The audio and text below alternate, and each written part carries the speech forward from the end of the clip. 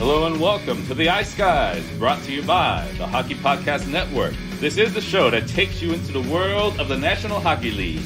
Every game, every day, from a sports betting perspective. With pro handicappers Alex B. Smith and veteran sports writer Jimmy Murphy. And now, here's your host, Ian Cameron. Welcome to the Ice Guys, presented by the Hockey Podcast Network. Tuesday, November 9th, Ian Cameron with you, and it is a solo mission for yours truly on the Ice Guys today. It's one of those crazy days, unfortunately, and it's unfortunate with such a big card that, we've got some missing teammates. And look, we've got some teams. We'll talk about San Jose, of course. They've had some issues personnel-wise. We have some issues personnel-wise today at the Ice Guys. Alex B. Smith has a situation health-wise with his father, and we certainly send our best wishes, thoughts, and prayers to him and his family. He's gone back home. Jimmy Murphy is tending to something in terms of a little bit of a family emergency. And Andrew McInnis is tending to something called a vocal emergency. He's lost his voice. His vocal cords are bothering him. He's got a sore throat, can barely talk. So as a result, here I am. Just me today on the show, and we'll get you through a massive Tuesday NHL card. We've got 10 games on tap. Let's get started. We've got the Carolina Hurricanes taking on the Tampa Bay Lightning. Tampa Bay, minus 130 home favorites, 5.5 the total in this game. Normally, Carolina's in the spot tonight coming into this game where I'd like to bet against a team that's lost their first game of the season. Sometimes you get a little bit of a hangover, or a team that, when they go that long without losing a game, sometimes when you lose that first game, some of the edge is off and you end up losing a few games after that. But I don't think Carolina is in a position where they are going to be flat for this game. Not after losing to the Tampa Bay Lightning in the playoffs last year.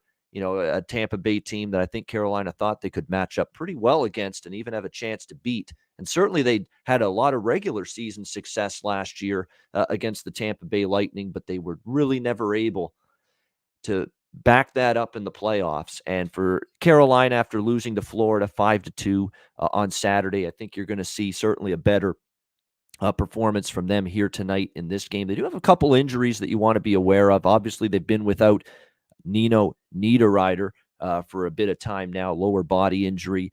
Brett Pesce on the blue line as well. Last game against Florida that they lost 5-2, their first loss of the year. He missed that game as well due to an injury. So we'll see if he's able to return tonight for the Carolina Hurricanes on that blue line. Still a quality blue line, lots of depth when you talk about Jacob Slavin, Brady Shea, Ian Cole.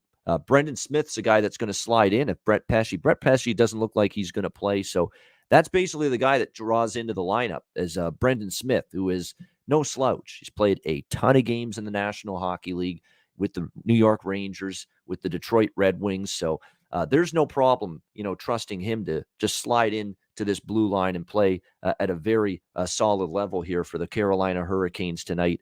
You got Tampa Bay returning home off a mini 2-game road trip in Toronto and Ottawa. They split the 2 games. They lost in overtime to the Leafs, and then they followed that up with a 5-3 win against Ottawa. Cashed a ticket with the over in that game on Saturday, the Sens and the Lightning. Tampa Bay's playing better, I guess you could say. They've won 4 of their last 5 games, no doubt about that. Competition leaves a little to be desired, though. I mean, they beat Ottawa. They beat a Washington team that at the time, that was just when they lost TJ Oshie to injury, and they were going through a slump in that moment. Arizona, and then a Pittsburgh team that a little bit banged up when they played the Penguins. So this is going to be a challenge here for Tampa Bay back home off a mini little 2-game swing. And, you throw out the playoffs and what happened last year between these two teams. And obviously it was disappointing from a Carolina standpoint. They lose in 5 games to the Tampa Bay Lightning last year. But in the regular season, man, Carolina did very well head-to-head against the Tampa Bay Lightning. So we'll see if that carries over here in this one. But I'm on Carolina here at the plus price, plus 110. And again, when you talk about this total being 5.5 here, I'm going to go over the total as well. You look at the situation here for the Carolina Hurricanes with the blue line again, couple key cogs out back there. It's kind of the same thing I talked about with Florida the last couple games, where their defense has suddenly looked a little bit unsettled in the last few games. So that's the way I'm going to approach it here. Full game over 5.5, and I like Carolina here. Plus 115 is the price you can get. It's the first time they're playing Tampa Bay since losing in the postseason to them. So we'll go with Carolina and over 5.5 here between the Hurricanes and the Lightning. Next up, we've got the Los Angeles Kings and the Montreal Canadiens. Montreal, minus 145, home favorites, 5.5 the total, shaded to the under in this game. LA Kings, we warned you about that game. Now, none of us actually, I think, bet LA. So, we can't give ourselves too much of a pat on the back. I know we said on yesterday's show, Andrew just had that informal poll, which of the big underdogs was most likely to pull the upset. And we all pretty much agreed that it would be the Los Angeles Kings last night, but I don't think any of us actually bet the Kings. So don't give us too much credit. I mean, we didn't even put our own money on the line in that game. So don't give us too much credit for that. But nevertheless, the Kings did what I was worried they were capable of doing, to be honest, because we've seen Toronto over the years. They have big wins against teams that they have a little bit of a history against, and teams that they are certainly looking to prove themselves against, like a Tampa Bay, like a Boston, and then all of a sudden you're playing LA, a Western Conference team after a little bit of a win streak, and kind of felt like that spot where Toronto just wasn't going to be amped up for that game from the beginning. And that's exactly what happened. I mean, they fell behind 2-0 in the first period. And Sheldon Keefe says after the game, yeah, we weren't ready. We didn't have that urgency we had the last two games. So pretty much nailed it, Sheldon Keefe, with his analysis there, which is exactly the case. And when you fall behind the Kings early, the one thing the Kings have done here is do well with a lead. They got really good goaltending from Jonathan Quick. I mean, it's not like the Leafs were garbage last night. They did have a lot of chances, but Jonathan Quick was there to make the saves when he was needed. The Montreal Canadiens, obviously they're playing the Kings already for the or for the second time already this year. And the Montreal Canadiens lost just a couple of weeks ago in LA by a score of 5-2 to the LA Kings. So we'll see if the Montreal Canadiens have bounce back game in them. That remains to be seen. But you got the LA Kings here on the second night of back-to-back games. It's not the easiest spot in the world for them by any stretch of the imagination, but there's no way that I'm ready to lay a price with the Montreal Canadiens tonight. There was some talk that with Carey Price being back on the team, that he might be able to start as soon as tonight in net for the Montreal Canadiens, but that is not going to be the case. It's going to be Jake Allen in between the pipes here for the Montreal Canadiens tonight. And you would think it'll be Cal Peterson after Jonathan Quick was in net last night for the LA Kings against the Toronto Maple Leafs. So I would expect Peterson and Allen to be the goalies here in this game. The Kings are on a nice little streak here, 5 in a row. And I don't know if I'll make it an official bet, but I'll tell you right now, I lean to the Kings here, even though they're on the second night of back-to-back games. And especially with the money pouring in on Montreal. Like this line is moving toward the Habs. Like this is some team that we can just totally bank on here to get the job done and bounce back when they have not played good hockey for pretty much the entire season. Their only victories were Detroit, San Jose off a long road trip, and Detroit. 2 wins against Detroit and a win against San Jose when San Jose was back home for their first game off a horribly long road trip, I should say. They didn't play horrible on it, but it was a long road trip for the San Jose Sharks, and it was just not a good spot for them whatsoever. Like we said, Jake Allen has struggled lately, but he's really been hung out to dry by the defense in front of him. That continues to be an issue. The Canadiens, by the way, looks like they could be shorthanded up front. Christian Dvorak, questionable. We talked about how the blue line with missing Joel Edmondson all year has hurt them back there. Jonathan Drouin missed the last 2 games. He's out once again for the Montreal Canadiens tonight. And it looks like Josh Anderson is also going to be a game-time decision tonight. Anderson's questionable, non-COVID-19 illness. Christian Dvorak, questionable, undisclosed injury. It's not like they've gotten a ton offensively. Dvorak's been a disappointment.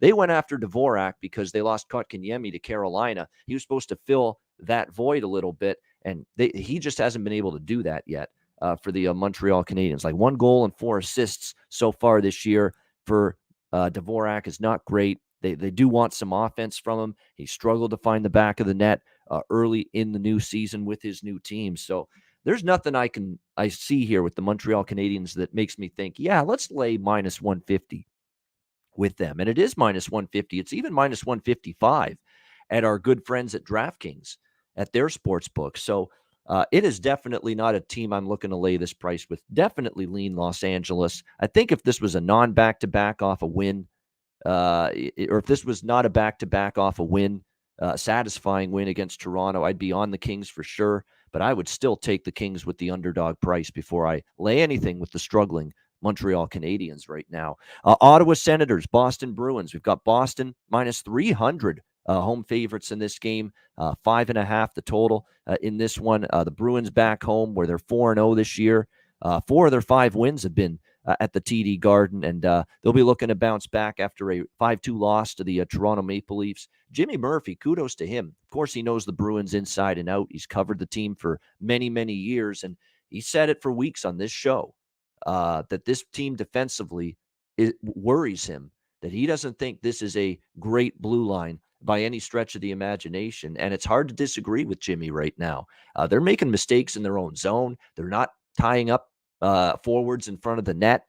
They're letting the opposing team get those opportunities for those loose puck battles, winning those loose puck battles in front of the net. That's definitely a worry right now for this Bruins team.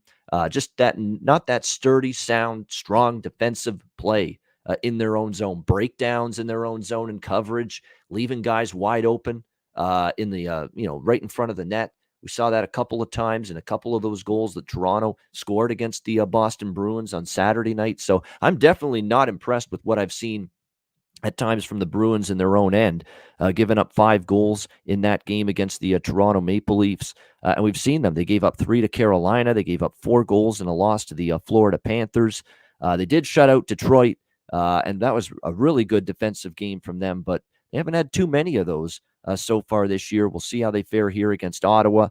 The Ottawa Senators definitely have their own issues, particularly at the defensive end of the ice as well, when you look at the way things are going. And they're also banged up a little bit on the center ice position. 2 of their projected starting centers, Shane Pinto, Colin White, they've both been missing. And when people see the starting centers out of the lineup, right away they assume, you know what, going to miss their goal scoring ability.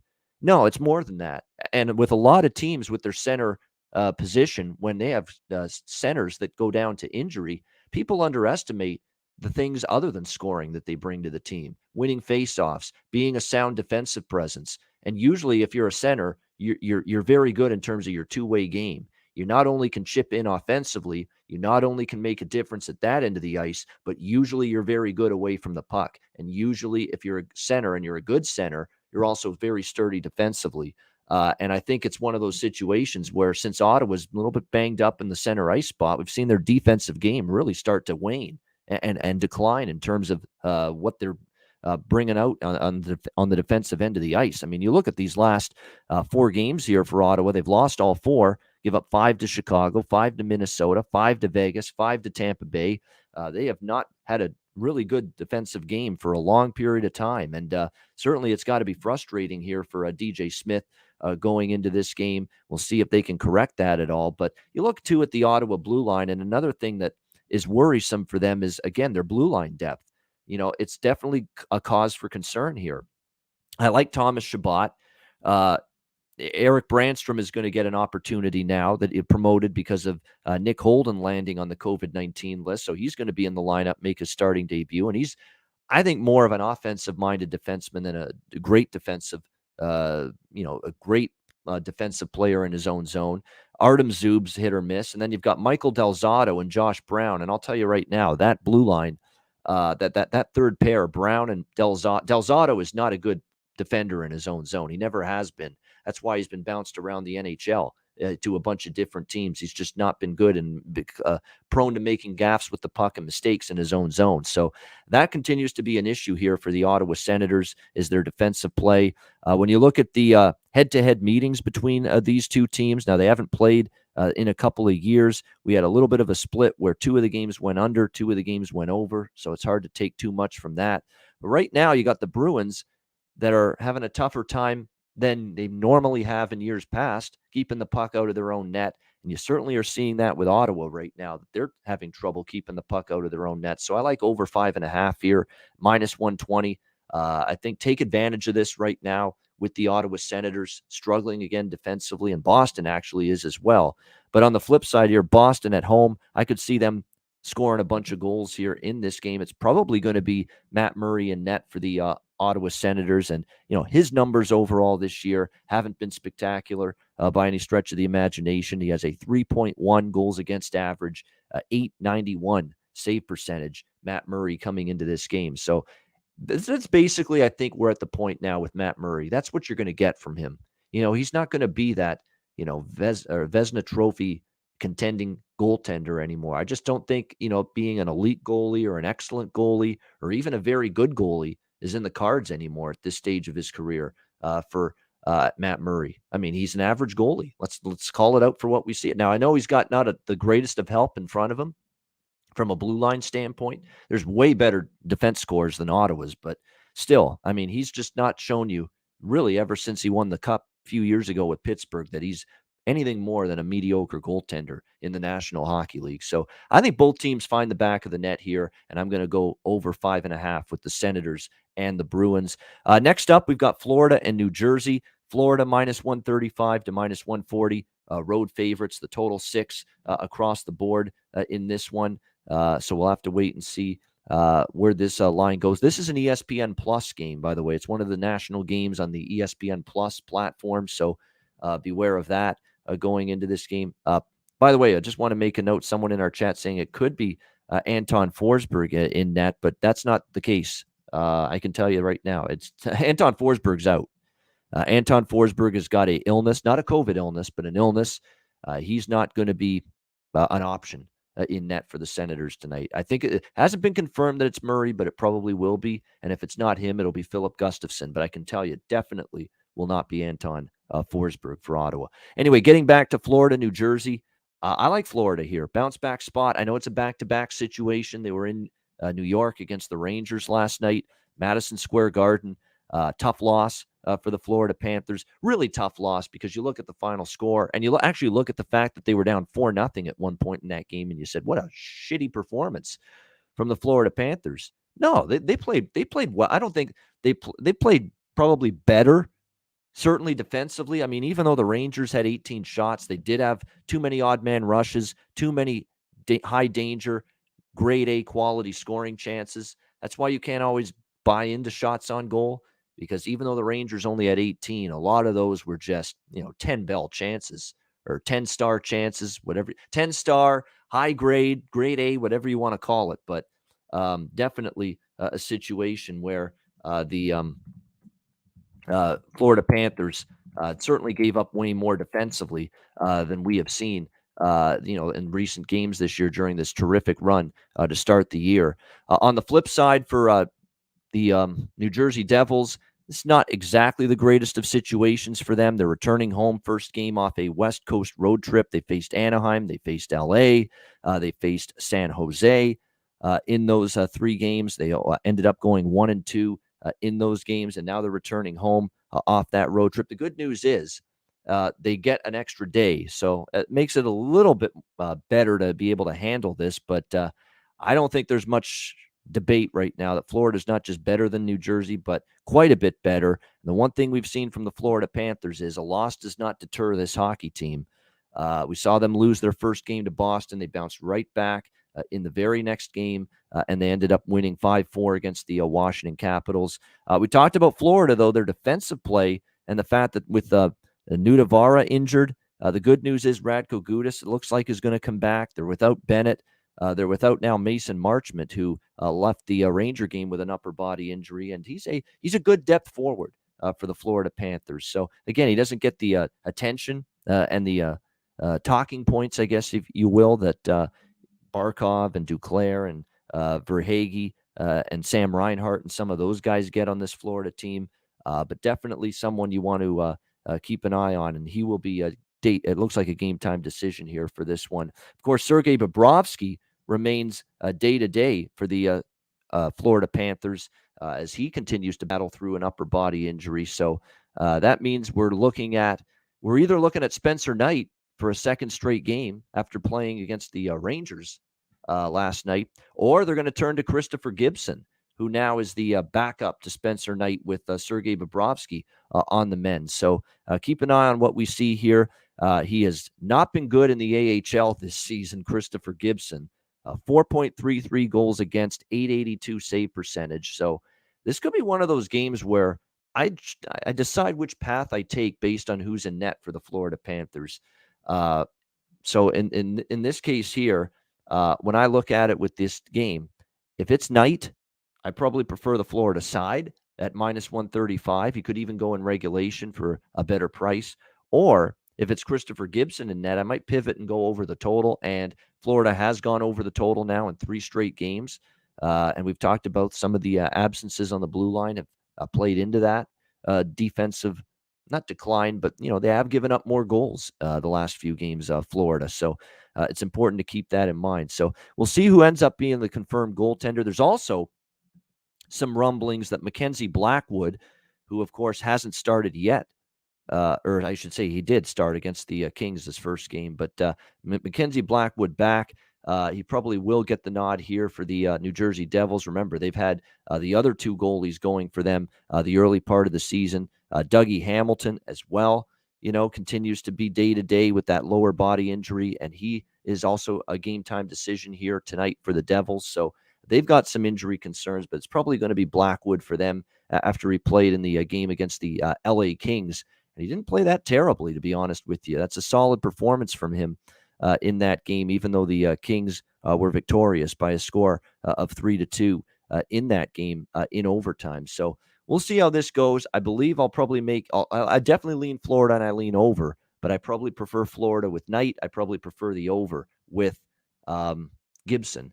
Christopher Gibson, if he ends up being the starting goalie here for the Florida Panthers tonight in this game. There is a goal scorer prop that I like in this matchup as well, and it is someone that you could get probably some pretty good prices with him, and this is a guy that has now scored for the Florida Panthers 4 goals in the last 6 games, and with his offensive ability for the Panthers, I'm hoping that we get to the point where he's no longer playing on the 4th line, because he has scored 4 times in the last 6 games in spite of the fact he's playing 4th line minutes. And that's Eetu Luostarinen here for the Florida Panthers. Eetu has scored 4 goals. Luostarinen, 4 goals in the last 6 games. And this is one of those goal scorer props where you've got a depth forward down the lineup, bottom 6. Maybe a chance he gets elevated tonight, potentially by Andrew Brunette, but someone that definitely the betting markets are sleeping on, and you can get in the plus 450 to plus 500 range with him tonight in this game. We have someone in the chat, by the way, right now alluding to something that I also look for when it comes to goal scorer props in a game like this, is that people that go up and down the lineup, due to injuries, that's definitely something to keep in mind. Always look for that.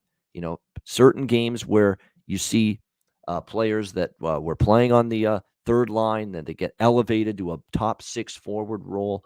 And oftentimes, those are good situations to really take advantage of from the goal scorer props standpoint, because you've got guys that just aren't accustomed to playing those minutes. And so those are definitely good situations to look out for.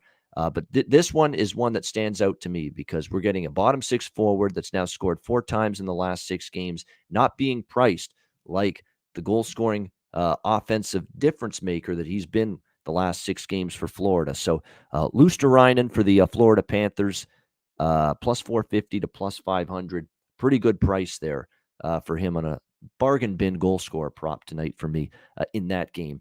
Edmonton, Detroit. We've got Edmonton minus 165 road favorites, 6.5 the total, shaded to the under in this one. The Edmonton Oilers continue to roll along, still just the 1 loss on the year, 9-1, 3-0 on the road. This could be a good challenge for the Detroit Red Wings, but Detroit is a feisty team. They've won back-to-back games, beating Buffalo in overtime 4-3, and then beating Vegas at the very end of a pretty lengthy road trip for Vegas in the Eastern time zone, and the Red Wings took care of business with a 5-2 victory over the Golden Knights. So impressive stuff from the Detroit Red Wings the last few games. I am on the over in this game. This is over 6 Oilers and Red Wings. I mean, it's just hard right now to not look at an Edmonton game and think they won't score at least 3 or 4 goals. They have just been doing that repeatedly. You look at the last 6 games for Edmonton, they've scored 3 goals or more in 5 of the last 6 games. The last 3 games against the Rangers, the Predators, and the Kraken, these aren't horrible defensive teams by any stretch. And here are the Oilers with 16 goals in the last 3 games. They have been absolutely outstanding offensively. Connor McDavid, we've seen, obviously everybody now has seen the highlight reel goal he scored against the Rangers. It was absolutely remarkable how well he played or how great that goal was against the New York Rangers. I mean, it's just a team that's got so many different players offensively up front that can beat you. And what we were also seeing from the Oilers is, they've got a little bit more scoring depth behind McDavid and Draisaitl this year. Obviously, Draisaitl, 23 points, 10 goals. McDavid, 22 points, 8 goals, leading the team. But Ryan Nugent-Hopkins, he's got 14 points, and all of them assists. But still, 14 points.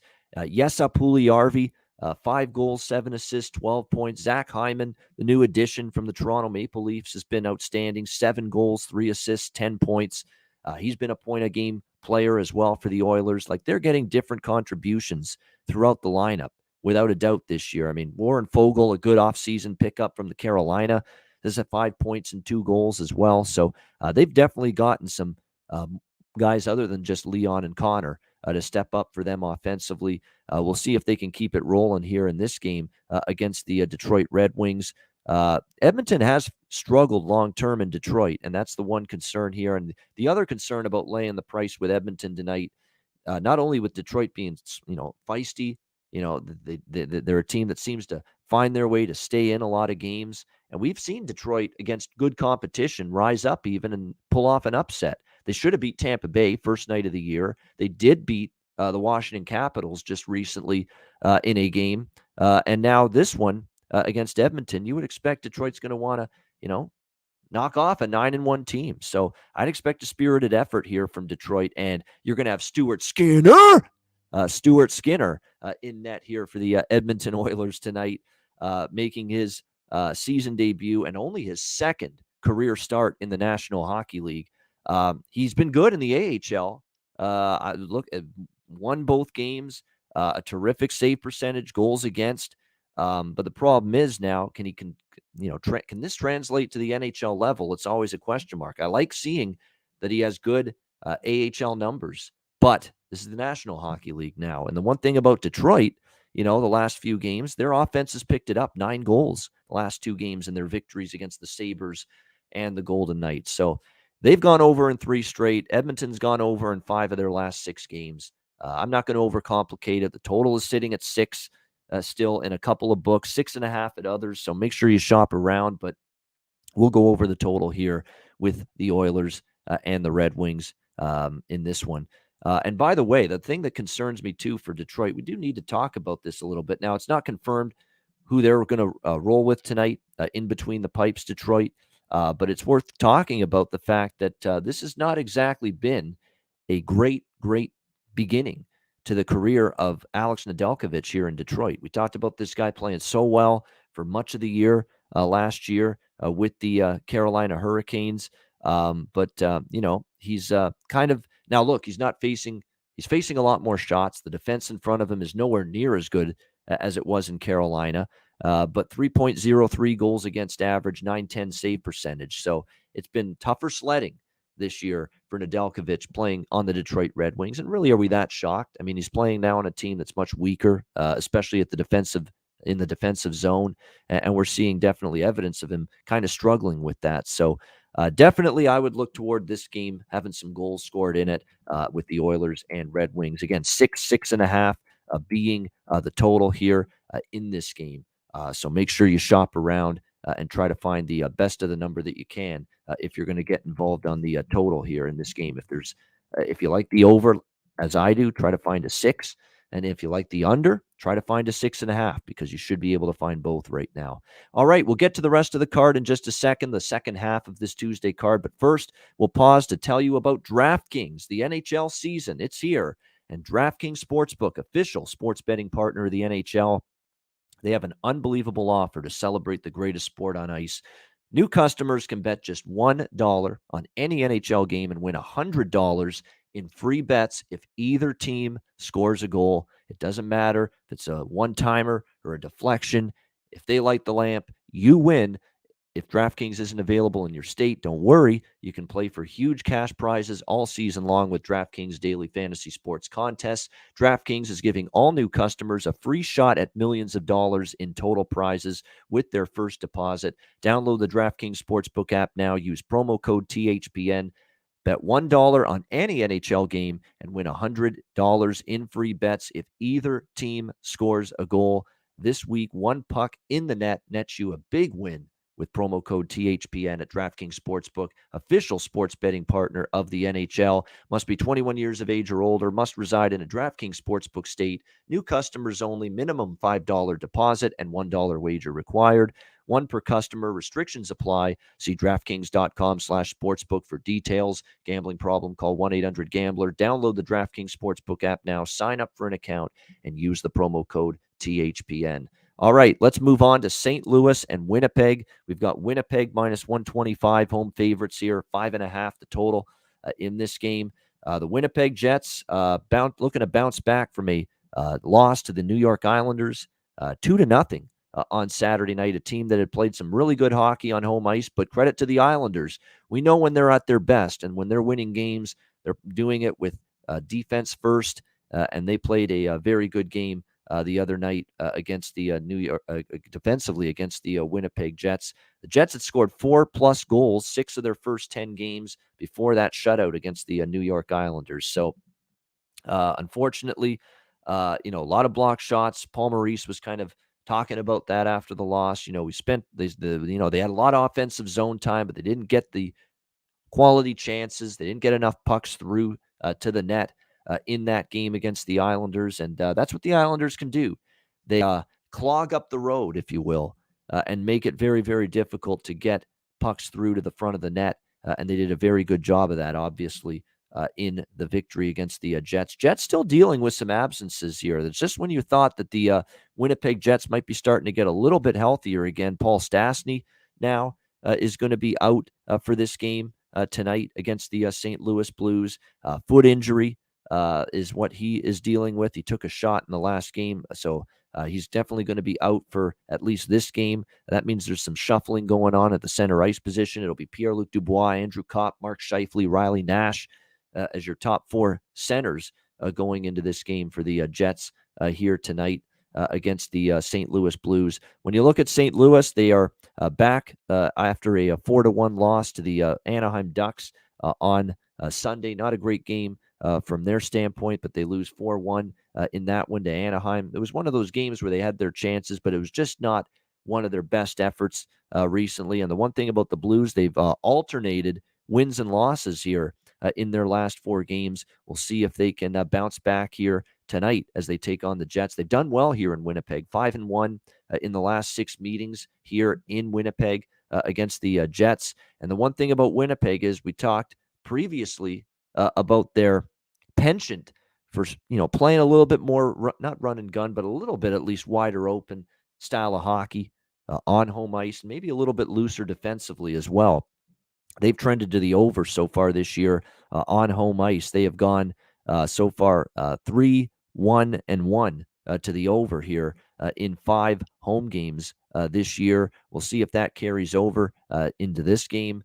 By the way, definitely some trends here in terms of rest situations that point to the over for the Jets as well going into this game. So 5.5 here being the total. We've seen 2-1-1 to the over the last 4 meetings between these two teams. And in Winnipeg, the last 2 meetings have been 5-2 and 5-4 final scores. So at 5.5, I wouldn't play it more than 5.5, but at 5.5 with Winnipeg at home. And the one thing about the Jets, I find when they get shut out, they are not only a good team to back, but they're good to trust them to score goals and find the back of the net, especially when they're at home off a home loss. You go back and look long term, the Winnipeg Jets have done well offensively at home after a home loss, and that's the spot they're in here against St. Louis. So small bet on Winnipeg. I like them to bounce back here, minus 120, but I like the over even more than that. 5.5 minus 120 over the total here between the Blues and the Jets tonight. So Winnipeg and over for me in that game, but I like the total a bit more.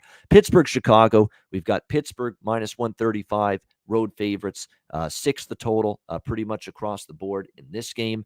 I'm going to see if I can get on a roll with this Chicago team. It was a best bet winner for me on Sunday night, taking the Chicago Blackhawks minus 110 against Nashville, the first game with Derek King and the new coach and the new staff behind the bench. And the thing I noticed immediately for Chicago is a much improved and much more concerted defensive effort from the Blackhawks in that game. They played much better in their own zone. They didn't give up as much. It was a 5-man unit more than anything. You didn't see forwards just, sloughing around and, floating around in the neutral zone, waiting for the offense to come. No, they had the forwards coming back, helping out the defense, which is not always something you've seen. I mean, getting the forwards to consistently help out defensively and back check for this Chicago team, it has been a chore for the Chicago Blackhawks, for Jeremy Colleton previously, to get them to do that consistently. And in one game, I already saw more of defensive consciousness across the entirety of the ice from the Chicago Blackhawks in that 2-1 win against Nashville. We'll see if they can carry that success here over against the Pittsburgh Penguins, who are struggling right now.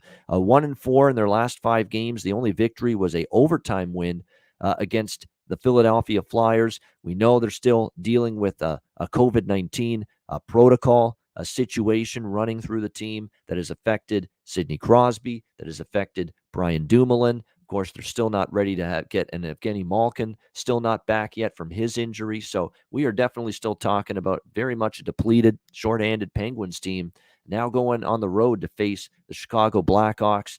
And I think this game matters a lot to Chicago because they played Pittsburgh already this year, October 16th in the Berg. Pittsburgh won 5-2, and it was a horrible defensive game to start that night for Chicago. That game was 4-0 Pittsburgh after the first period, and Marc-Andre Fleury had a really rough night against his former team. It's also a little bit of a revenge spot here, but it's not so much the revenge spot. It's just that I think Chicago is definitely got more talent than their record at 2-11 would indicate, and they just didn't get off to a good start. They weren't playing well. You're seeing now Alex DeBrinket's been very good. By the way, the player you want to back right now, there's 2 players from a goal-scoring prop standpoint that I like in this game, and I'm on Chicago. I'll say that right now. Let me just make sure I mention that, make it official. I'm on Chicago here, plus 120 is what you can get with the Chicago Blackhawks here at this price against Pittsburgh. Pittsburgh struggling. Pittsburgh still without a ton of key personnel, and we'll see if Chicago maybe gets on a little bit of a run here after the coaching change, and they certainly got off on the right foot with the win against Nashville.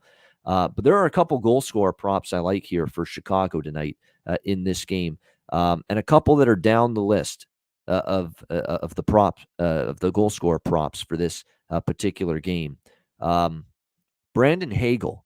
We have to talk about him. This is a guy that is not exactly featured on the top forward groups for the Chicago Blackhawks, but he has been someone that's been he's out tonight, so forget that. Brandon Hagel's out tonight, which is a shame because this guy has actually been finding the back of the net at times this year for the Chicago Blackhawks. But the other guy that's going to be on the ice tonight for the Chicago Blackhawks is Ryan Carpenter. Someone that's actually been able to step up here a little bit offense. He's getting shots on goal, which has been good to see, and getting more chances. So there's someone you look at here going into this game. Hagel's out. I just confirmed that right now. Hagel's out. They weren't sure after the last game, but he's definitely out, and he might be out for a little bit of time as well for the Blackhawks, which is unfortunate because he had been playing quite well. So there's definitely going to be a little bit of a shuffling of the lineup tonight for the Blackhawks. Definitely when you look at their fourth line, Reese Johnson, Ryan Carpenter, Philip Kurashev, who's kind of been demoted a little bit because he's gotten off to a quiet offensive start for the Blackhawks. So that means a lot more is going to fall on the shoulders of Kubalik, Taves, Kane, Kirby Dach, and Alex DeBrincat, the top 6 forwards. So definitely something to keep an eye on here with the injuries at the depth forward position here for Chicago. I still like Chicago, though. Like I said, if I had won with after that Chicago win the other night, and I said it on Sunday, if Chicago beats Nashville tonight, I might be looking to ride this team a little bit with the coaching change. So I'm on the Blackhawks here, plus 120. San Jose, Calgary. We've got Calgary minus 220. Home favorites, 5.5 the total. There are not many games so far on this card that I've said pass to, other than I think LA, Montreal. I leaned LA, but I'm not going to bet it. This is the other one. I mean, I certainly lean to Calgary, but minus 220. I'm not going to lay that price. Even the regulation number on the Calgary Flames isn't the greatest. On the three-way line, Calgary is minus 130 in regulation. I certainly think they win the game, but I'm just not ready to lay this kind of number with them. San Jose's been, I'll tell you what, I give them a ton of credit. We're talking about a team that has had no Marc-Edouard Vlasic, Simic, Nieto, Carlson, LeBanc, Meyer, all dealing with COVID-19 protocol. And, they've battled their way to 2-2 in 4 games since this situation occurred for the San Jose Sharks. So you give them credit. They've found their way. They've battled. They've been in pretty much every game. The 2 losses were St. Louis and New Jersey in a shootout. So they've been right there in every game. And this feels like Calgary could win, but it could be, again, one of those games where it's tight. It's a 1-goal game.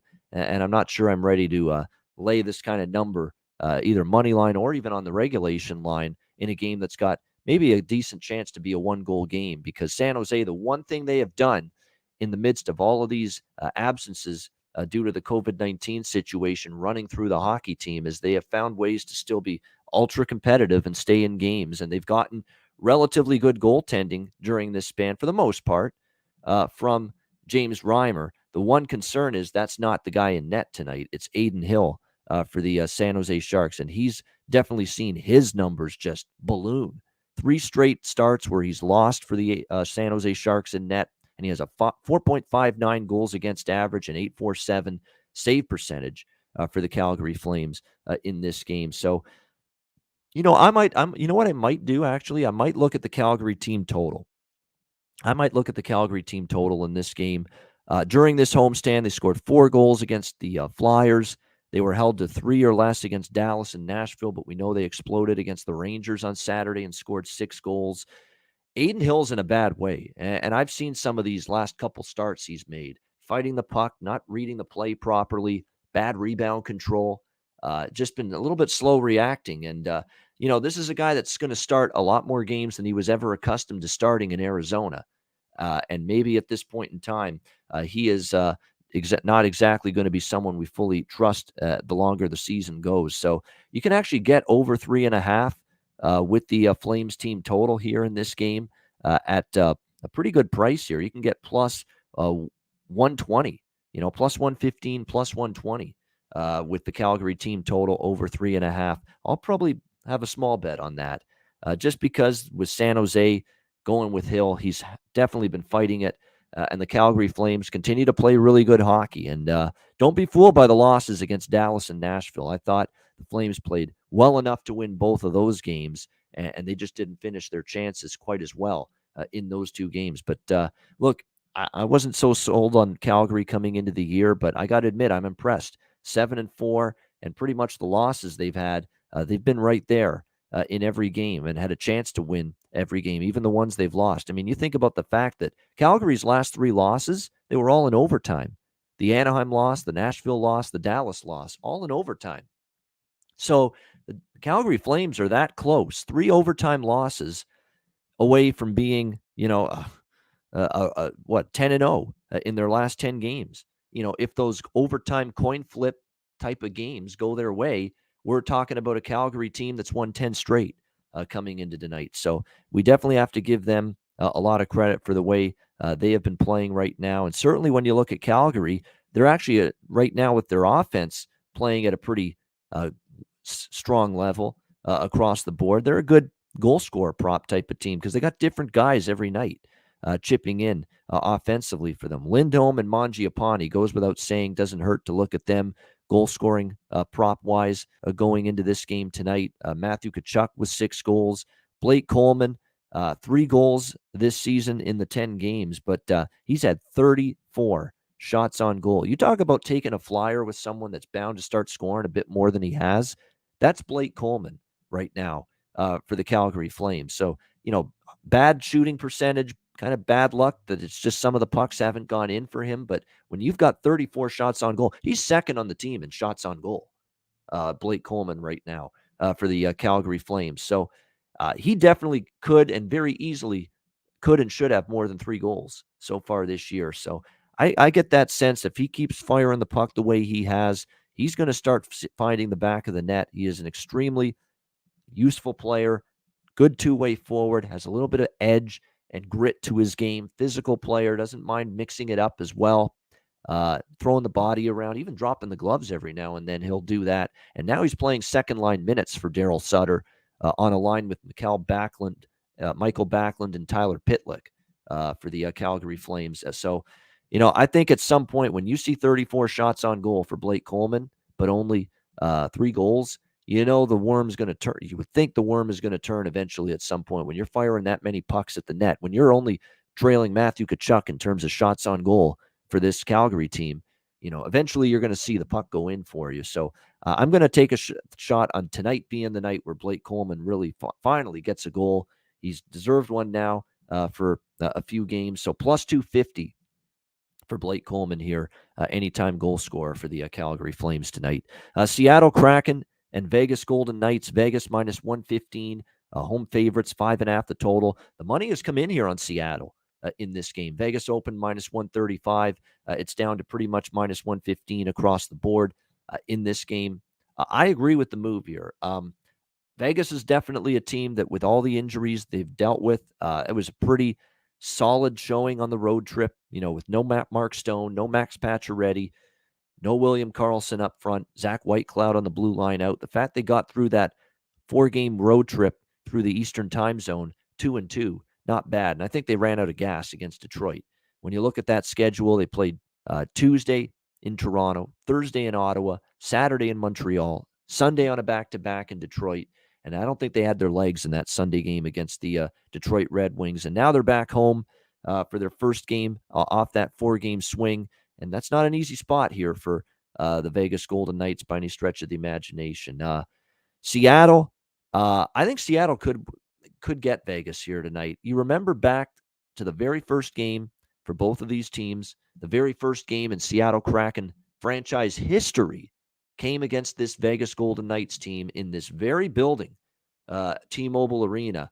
And after the first period, Seattle, you could make an argument, was the better team in the last 2 periods of that game. I thought they outplayed the Vegas Golden Knights in the second period and in the third period. So it's definitely a situation where I think Seattle should come into this game with confidence. And I think a Seattle team that comes into this game very, very fired up to bounce back. You don't want to be that team that is the team that you lose to against a team that have gone winless all season. But that's what happened to Seattle on Saturday. Seattle losing to Arizona on the weekend. I think you get a much better, spirited, strong effort from the Seattle Kraken here against what could be a worn-down Vegas Golden Knights team back home off a road trip. Worth noting, Chris Drieger activated from the injured reserve list, and he's actually appeared in 1 game this year, but it was in a relief spot early in the year against the Philadelphia Flyers. This is going to be his first start of the year for the Seattle Kraken tonight as they take on the Vegas Golden Knights. And I think it's good. Get him in there if you're Dave Haxtell. He showed it with the Florida Panthers last year. What a quality goaltender he can be. And I think, getting him in there in this game is going to be a good thing here, especially after Philip Grubauer. Philip Grubauer's had a struggle here with his new team. There's no denying that whatsoever. Philip Grubauer has definitely been fighting the puck a little bit this year for the Seattle Kraken. Of course, he's going to a brand new team, brand new defense in front of him. So that's always a bit of an adjustment period, but it's not like you're going from a goalie that's been just your number one goalie's been rolling so far this year. That's not been the case for Philip Grubauer. He's been very inconsistent for the Kraken. 886 save percentage and a near 3 goals against average for him coming into this game. So I think going to Drieger is a good move. He's a very capable goalie. I like Seattle here. Again, I got a plus 110. It's down to plus 100, plus 105. The money's come in on Seattle. But one thing about Vegas is, you're talking about them now in the favorites role with all of these injuries and returning home off a 4-game swing through the East Coast. That's tricky for me when you talk about trusting a team in a spot like this. So I like Seattle here. Look, Seattle's a team that more often than not, I'm going to probably back them at home than on the road. But after losing to Arizona, they catch Vegas off the trip, a Vegas team that, they battled very tough in the first game of the season. In fact, I thought they outplayed the Golden Knights again in the second and third period of that opening game of the season. So give me Seattle here, plus 105 against Vegas in this one. All right, final game of this Tuesday card, Anaheim Ducks, Vancouver Canucks. We've got Vancouver minus 150 to minus 155, home favorites, 5.5 the total across the board in this game. I still like Vancouver here in regulation. I had it written down I had it already selected that I was going to bet Vancouver here in regulation against the Anaheim Ducks, which is right around minus 105 plus 100, even money right now. But I didn't necessarily expect Yaroslav Halak to be announced as the goaltender, especially with how well Thatcher Demko's played. But I guess they figure they want to get him in there for this game tonight. He is 0-2 this year for the Vancouver Canucks as a starting goalie. So that does concern me a bit. And I know Anaheim's won 4 in a row, but they were all at home. Now they're going on the road. And to be honest with you, I don't trust this Anaheim team on the road. I think when you look at the way the Ducks have played this year, a lot of their better performances have come on home ice. They're only 1-4 on the road this year, and they've had some ugly performances away from home as well. I know they only lost in a shootout to Vegas on the road, but they got pummeled by Winnipeg 5-1 in a game. And if you're the Vancouver Canucks, you have had a disappointing homestand during the first 6 games of this 7-game homestand. This is the final game of that 7-game homestand for the Canucks. They're only 2-5 on the homestand so far. They did bounce back from a tough loss against Nashville. They beat Dallas 6-3 on Sunday night. And you look at the Vancouver schedule, you're going on the road after this game tonight, and you're playing teams like Colorado and Vegas, and the road trip is going to be a tough one with a lot of tough opponents coming up for the Canucks. This is going to be a game where I've got to look toward them, and they've got to be thinking to themselves, we got to get this one tonight. We need to get this win tonight, so at least we end the homestand 3-4 instead of, right now they're on the homestand. The Vancouver Canucks, they are 2-5, or 2-4 so far on the homestand. Would they rather be 3-4 or 2-5? That's the difference a win would make tonight for the Vancouver Canucks. So I think they can get this victory again. Halak is 0-2, but his numbers aren't terrible overall this year. He's played well. Enough 2.07 goals against average, 917 save percentage. He hasn't played a ton, but he's played well in the 2 starts. He's made 44 saves on 48 shots. So he's actually played pretty well here. I know Demko's been great, but it's not a massive drop off going from Demko here to Halak. And like I said, Anaheim's won 4 in a row, but they were all at home, and you can question that outside of the win against St. Louis, they didn't really beat anybody of quality. They have a win against Arizona. They shut out New Jersey, and they beat Montreal, who are reeling right now. So you could argue 3 of those 4 wins weren't of the impressive variety for the Anaheim Ducks. So I'm going to stick with it, even with the move to Halak and net tonight for the Vancouver Canucks. I like Vancouver in regulation. You can get that right now at even money right around plus 100 against the Anaheim Ducks here tonight in this game. There are a couple of goal scorer props here. Again, we've talked about how the Canucks have struggled to score goals, so you really don't want to maybe unload on any Vancouver goal scorer props tonight, although they did bust out for 6 against Dallas. And, this team's definitely got more ability to score goals than they've shown through the most part during this recent stretch of home games. And you would think at some point you're going to see some of these players really start to find the back of the net here for this group. And I would think Elias Pettersson, 35 shots on goal, second on the team, but only 2 goals. So something doesn't add up right there for the Vancouver Canucks. You know he's going to play on the number 1 power play. You know he's always going to get big minutes, and he's second on the team in shots on goal, but only a couple goals. You would think that kind of bad luck or lack of production is going to change a little bit. 35 shots on goal, but only 2 goals for him. So JT Miller's someone you want to keep an eye on because he's starting to crank it up a little bit for the Vancouver Canucks. That might be someone you target tonight as well for a goal scorer prop. He had 2 in the victory against Dallas.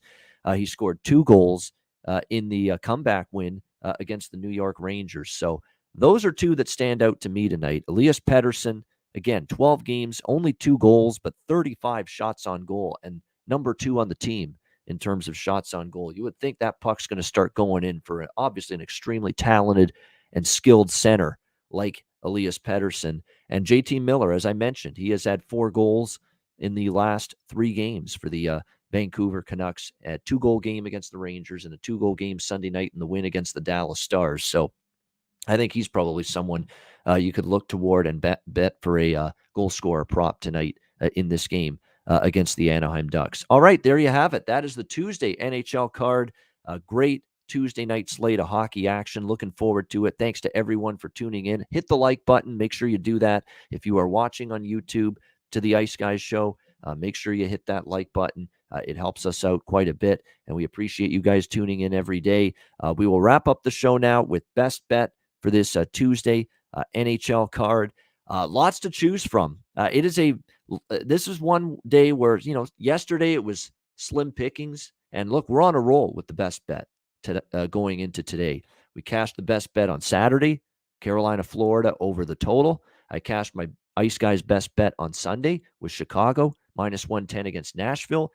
We cashed it last night with the Washington Capitals team total over 3.5 against Buffalo. So it's a nice little run we've got going with these. We don't want to screw it up now, so we got to make it count. We got to see if we can keep the streak going here tonight in this one. And unfortunately, I was looking Florida, but I'm looking at that game and I'm seeing that they haven't announced a goalie yet. You know what I'm going to go with? Let's do Ottawa, Boston over 5.5. Let's do that. Like I say, Ottawa right now, 5.5 totals. I'm interested in terms of the high side and the overside of that right now with the way this team has struggled to keep the puck out of their own net in recent games. And as Jimmy Murphy has mentioned on this show previously, the Boston Bruins defensive game this year, although it's only the first month of the year, it's still a small sample size. There's a long season left. This is not that same shutdown, tough as nails, physical, we're going to shut you down and we're going to put the clamps on you. Bruins blue line, not what I've seen this year from Boston so far. So total of 5.5. I think the Bruins find the back of the net, and certainly they'll be chomping at the bit to do that after losing to Toronto against an Ottawa team that's been giving up goals in bunches routinely. And on the other side of the fence, I think you see Ottawa chip in some offense as well here against a Bruin blue line that just doesn't look like that same shutdown unit so far this season. So Ottawa, Boston, over 5.5, minus 120. That is going to be my best bet for this Tuesday NHL card. Let's see if we can keep the streak rolling with my best bets here on the show. All right, that'll wrap up this edition of the Ice Guys right here. Thanks to everyone for tuning in. And a reminder, if you can't watch the show live on YouTube, the show is on YouTube live, the Ice Guys, 7 days a week, Monday to Friday, 2 p.m. Eastern, Saturday and Sunday, noon Eastern. And if you can't watch the show live, download the Ice Guys podcast in audio form on all major podcast platforms, Google Podcasts, Apple Podcasts, Spotify, Stitcher, iHeartRadio, and more. Make sure you download the podcast whenever you can't catch the show live. Thanks again to everybody for watching, for listening. I'm Ian Cameron. We'll hope to have my line mates on the Ice Guys crew back with me tomorrow. Enjoy the games and good luck. Have a great Tuesday night, and we'll talk to you again tomorrow on Wednesday for another edition of the Ice Guys presented by the Hockey Podcast Network.